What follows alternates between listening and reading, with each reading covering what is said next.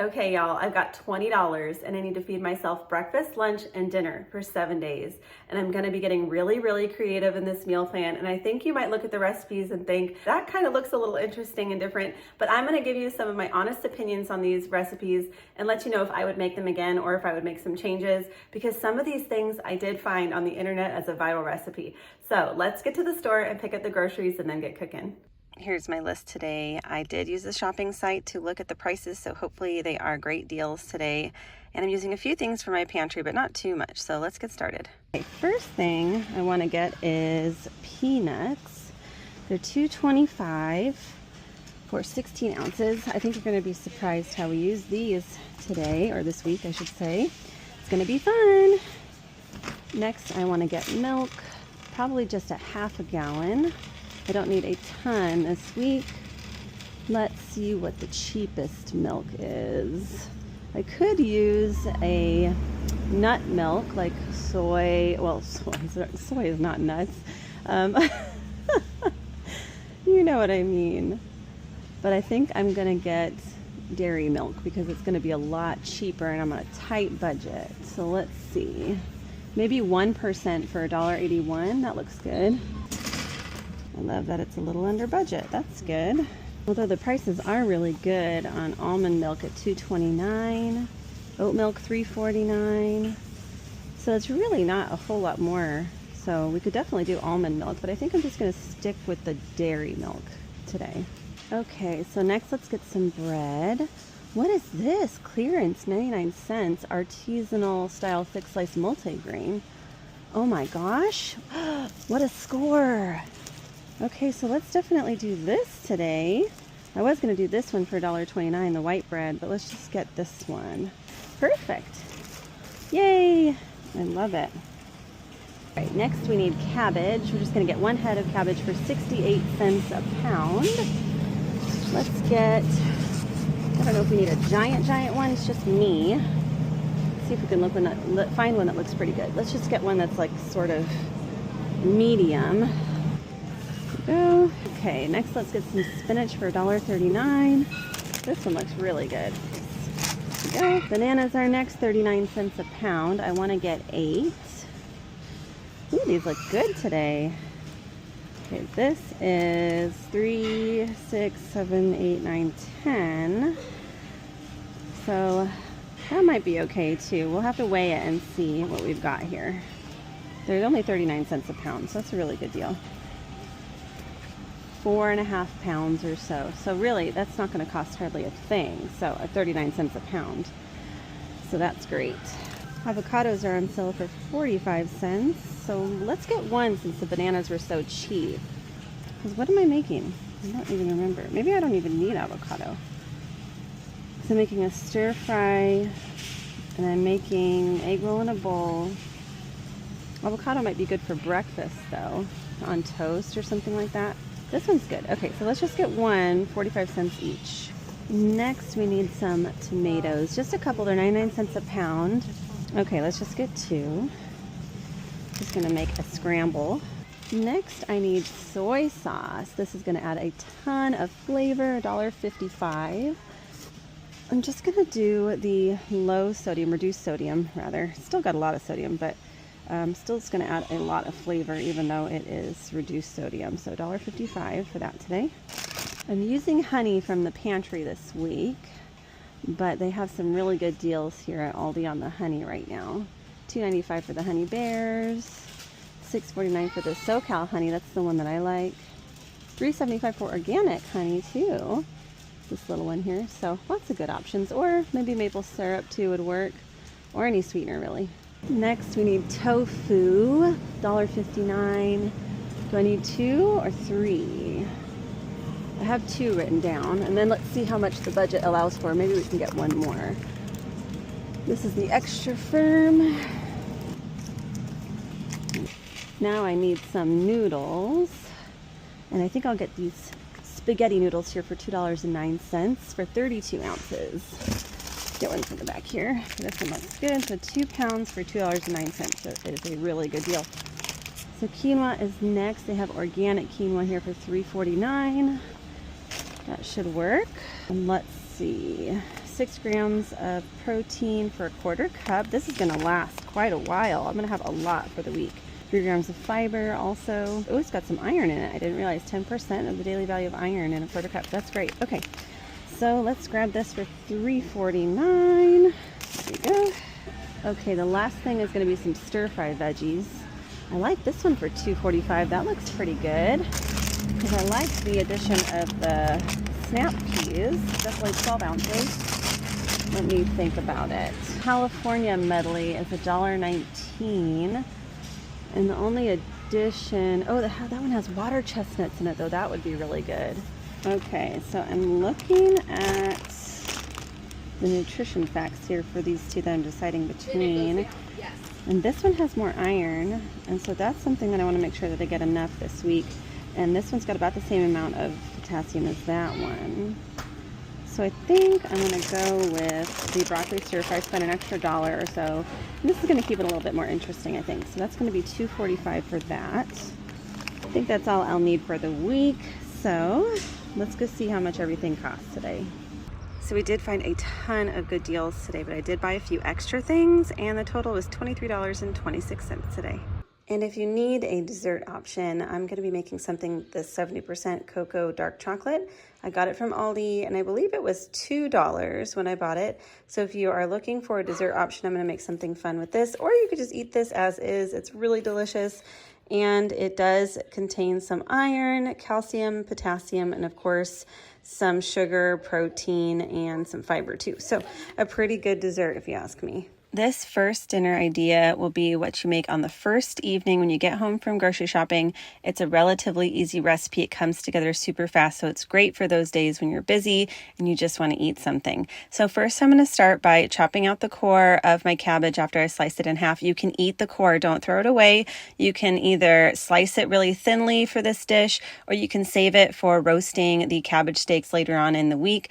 This cabbage will last about 2 to 3 days in the refrigerator once it's been chopped, as long as it's stored properly. I personally always give my cabbage a wash and a good spin in my salad spinner. The salad spinner is one of my favorite tools in the kitchen, by the way.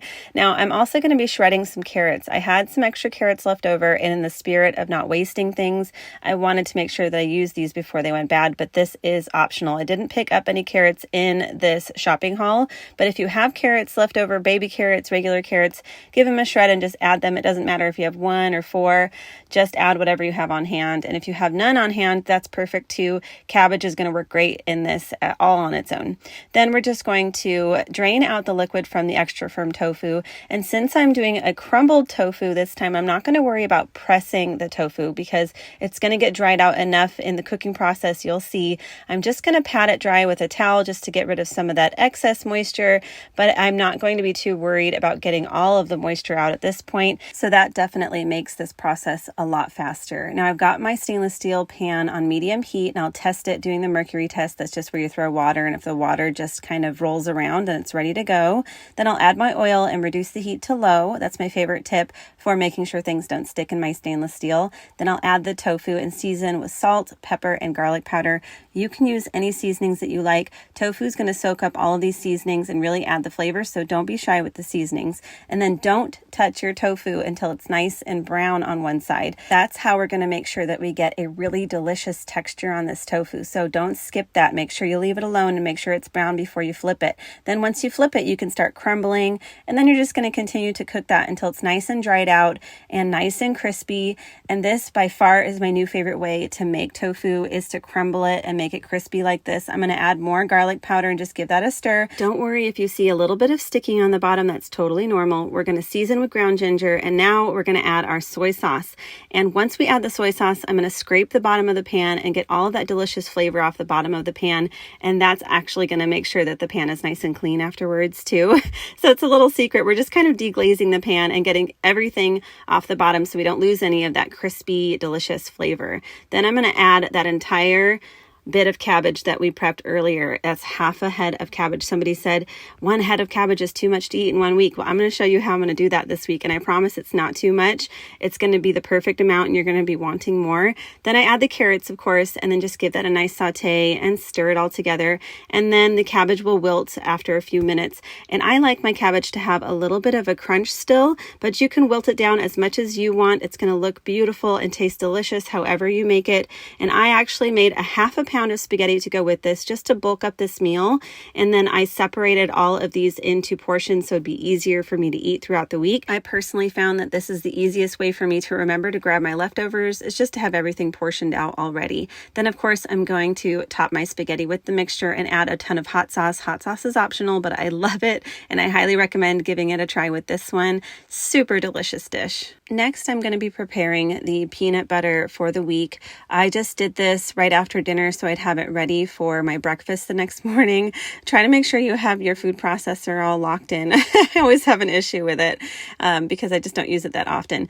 But the reason why I'm making my own peanut butter is I want to have leftover peanuts for a dish to add a little bit more texture. So if you don't want to make the peanut butter and you want to save maybe 50 cents or something like that, you can just get peanut butter. I think it's a little bit cheaper if you just buy the peanut butter as is, depending on the kind that you get. But this one is just going to be natural peanut butter because we're just going to blend up about 90% of the peanuts that we picked up. And we're just going to continue blending this. I'm showing you the full process here to show you how it kind of turns out. It takes about 8 to 10 minutes to fully get it nice and creamy to the texture that I want. But if you want crunchy peanut butter, you can do that too. I just feel like for these recipes that I'm using this peanut butter in, a nice smooth peanut butter will do best. And of course, we're going to have peanut butter to use in a stir fry, but also as peanut butter sandwiches and also in a breakfast idea. So this peanut butter is going to get a lot of use this week. And if you haven't tried making your own peanut butter, I highly recommend it. And you can do this with cashews and almonds. And you can basically do this with any nuts, and people have recommended you can add seeds to this too if you like. So you can really just make this your own peanut butter mixture and add a ton of flavor and maybe just put some things from your pantry in it to really zhuzh it up and add a lot of extra nutrition. So I thought that was kind of fun and new to me because I've never done this before until recently. But honestly, since I tried this, I've done it several times in the past couple of weeks. So I highly recommend it. And just put it in a mason jar or an airtight container, and you can just keep that in the refrigerator and it'll last a couple months. Now, this first breakfast idea I'm showing you is a chocolate peanut butter quinoa bowl. Now, I'm just going to be adding the quinoa and milk to a small saucepan. This is half a cup of quinoa and 1 cup of milk. It's going to make about 2 to 3 servings. The milk will boil over if you don't watch it. I had to put it on the absolute lowest setting. You can see I had to do this twice because I boiled it over. You can see the mess I made there. So just keep an eye on it, and a non-dairy milk probably won't have the issue of boiling over as much. So just make sure if you're using dairy, you're keeping an eye. And then I'm going to mix together the cocoa powder and the peanut butter in a separate container just to help with mixing everything, because adding the cocoa powder and the peanut butter directly to the quinoa, it doesn't really mix that well, and the cocoa powder ends up being sort of clumpy. So I do test these recipes out several ways to make sure I give you the right tips here. Then I added my honey, and if you don't have honey on hand, that's something I grabbed from the pantry. You can add maple syrup or no sweetener if you like. That's what's nice about this recipe, is you can really make it your own. And this is a really great breakfast to eat either cold or warmed up. That's what's really nice about this, is it's super versatile. And I added some sliced bananas on top for serving, and that really stretched the meal as well. So you could definitely get about 2 to 3 servings out of this at least. It's really a lot of quinoa. So just, portion this out to your liking. I like to, of course, portion it in mason jars or an airtight container I can just grab and go and eat on the go so I don't go through the drive-through. And then for the banana peels, I'm going to wash them, take off the stickers, and save them for later because these ones are a little bit too green for a recipe that I'm trying later in the week, and I want them to get a little sweeter. So I'm just going to put them in an airtight container in the refrigerator just to let them ripen up a little bit more before I do the next recipe with those. Now for lunch on this day, I just made a super easy avocado toast. I burnt my bread a little bit, but hey, that's just life. I'm still going to eat it. Then I used half of this avocado today for this lunch. It was just a very light lunch. I'm just, going to eat this on the go because I had a late breakfast.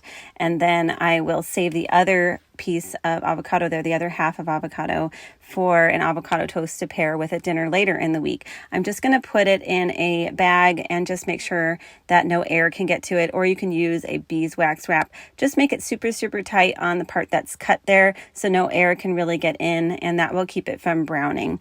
And I like to add a little bit of honey and some red pepper flakes and of course some sea salt on top, but you can add anything you like. Everything but the bagel seasoning is super highly recommended when people see avocado toast and say they eat it a certain way. You can also put a fried egg on top. I mean, the sky's the limit with this, and it is a super delicious, easy breakfast, snack, or lunch idea. I love avocado toast. Now it's time to use those banana peels for something fun. I saw a viral recipe and I thought, I am going to work on reducing my waste, and I'm going to do something different with the banana peels this time. I've known that they're edible, but I've never been brave enough to try them raw. So when I saw this bacon banana peel recipe, I thought this is going to be perfect for this meal plan, and hopefully it tastes good. So I'm going to let you know my opinion after I'm done here and what I might do differently next time. And I've linked the recipe I used from a specific website in the blog post, so you can check that out. But first, I'm just going to peel my bananas into about 4 slices and then just scrape off the white parts until I have a nice thin peel. And my leftover banana peels are nice and brown now, so I'll go ahead and do the same with those. The reason why I want them brown is because I want these to be sweeter. We don't want to use the bitter banana peels here. We want to make sure we get the sweetness. So make sure you look for banana peels that are brown and nice and sweet. I'm going to use soy sauce, but again, if you want to do aminos or something like that, or different seasonings, anything you like for this, the soy sauce is just a recommended ingredient that the recipe called for. Then I'll use some maple syrup, paprika, and garlic powder. And again, just season to taste here. I think it called for about a half a teaspoon of each of the spices. And we'll give that a good mix and then marinate our banana peels in this mixture. And I'm testing both the leftover banana peels and the already ripened banana peels. So I did 2 separate batches here, as you can see, so I can let you know what the difference is with those. After they marinated for about 30 minutes, I went ahead and pulled them out of the refrigerator and heated my stainless steel pan there. And again, did the mercury test just to make sure it was nice and hot. I didn't want the banana peels to stick. I used avocado oil, but I think any neutral oil would be fine. I don't know that olive oil would work that great because of the low smoking point. So just something with a high smoking point. And you can see as I add the banana peels, it is quite a mess. You're going to get a lot of splatter. And I'm going to save the rest of this soy sauce marinade in the refrigerator. So if I want to do more banana peels throughout the week, I can. So I'm just going to brown that on one side. It only took a minute or two.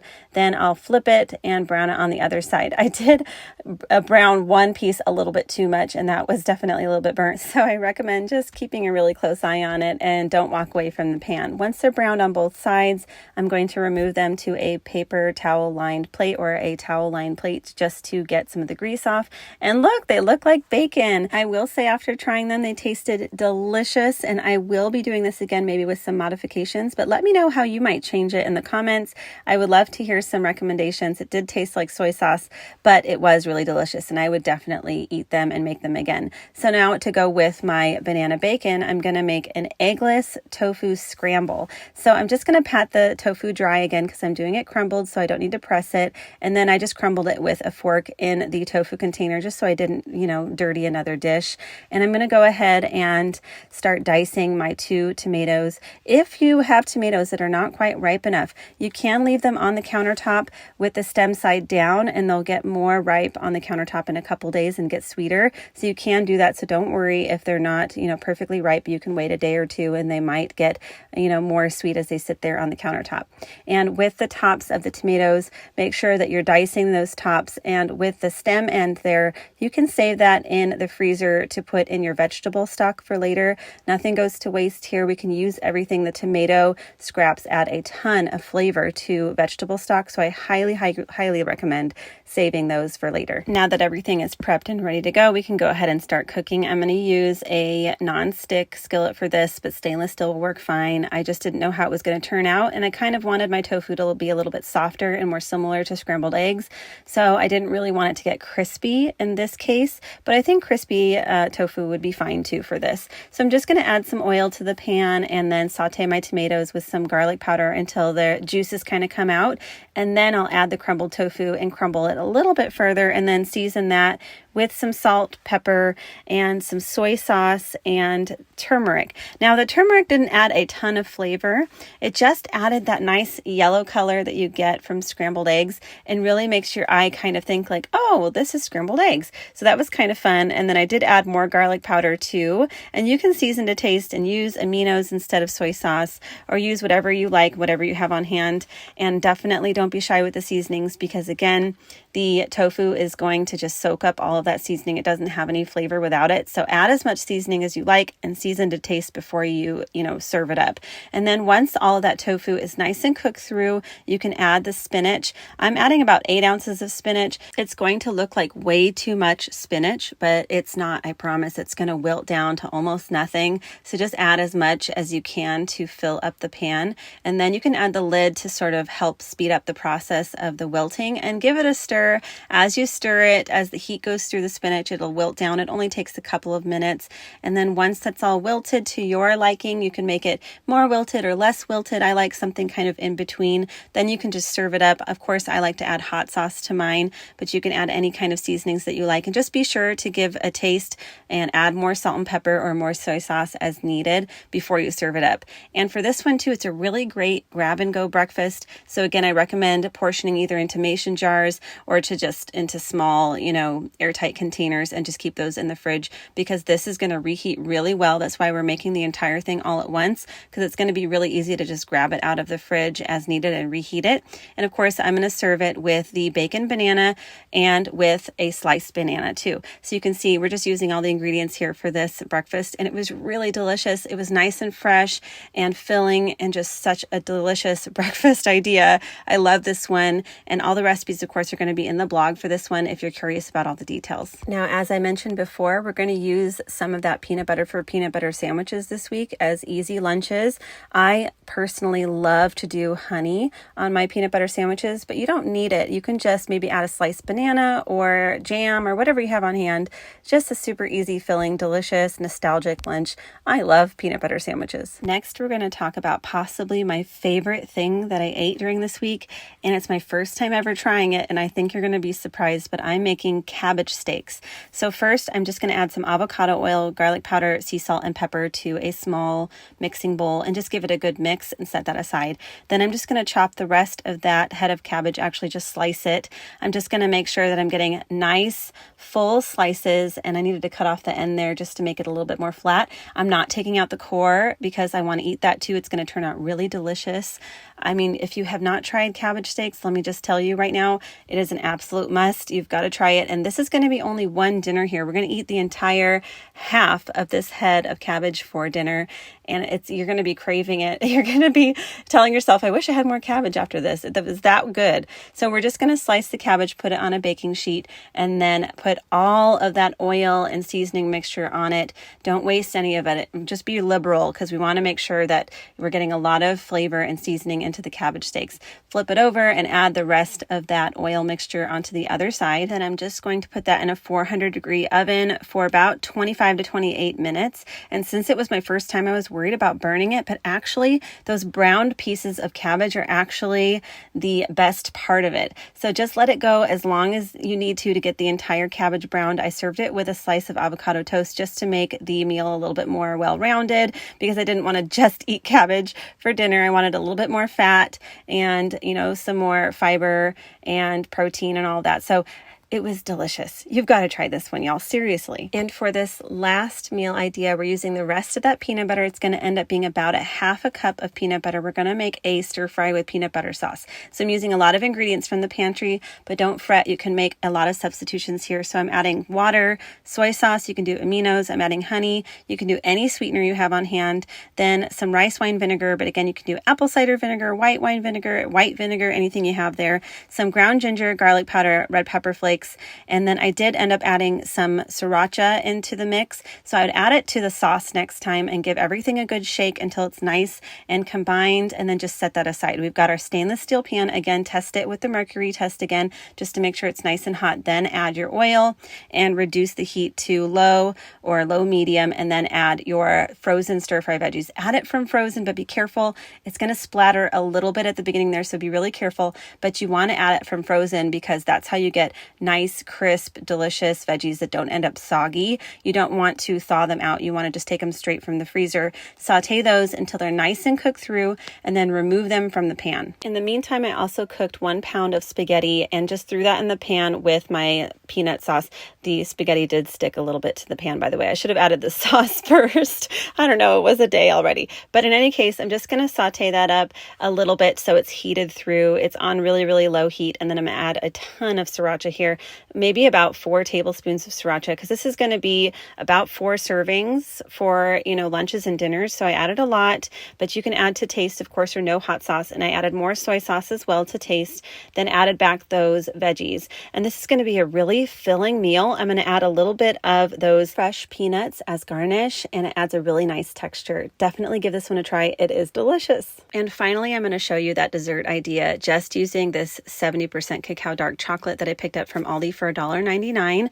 And this was a viral recipe I saw, and the recipe did not work out for the first couple times I tried it. So I had to pick up more chocolate and try again, although I did save the rest of that chocolate that I used in prior recipes and just froze it, and I'm going to eat it like that. But I'm just going to add some hot water to the chocolate and just let that melt and stir. Now, I always thought adding water to chocolate would make the chocolate seize, but apparently if you add enough hot water, it allows it to melt and get smooth and make this really nice, delicious, creamy texture to the chocolate.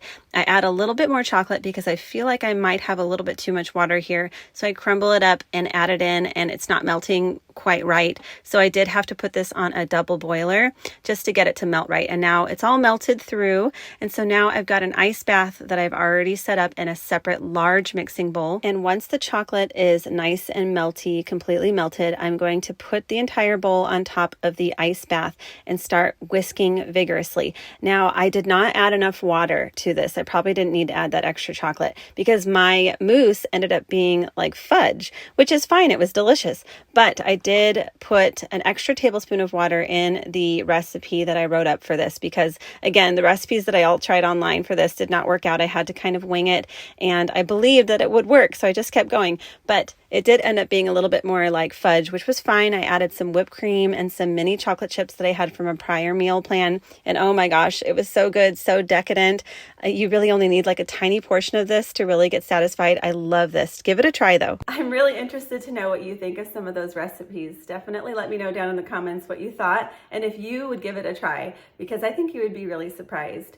Now, anytime I make these meal plans, just know that it's for inspiration, and I make these meal plans specifically for myself, for my caloric needs and my nutritional needs. So definitely make any substitutions or changes that you need to make it your own, and really just look at it as inspiration, and hopefully you can find something that you'd love to make in your home. Of course, if you like this video, be sure to give me a thumbs up and subscribe. I've got a ton of meal plans planned out for future videos and lots of different fun things and ways to save money on groceries and other things like that. So I'll see you in the next video. Have a great day. Bye.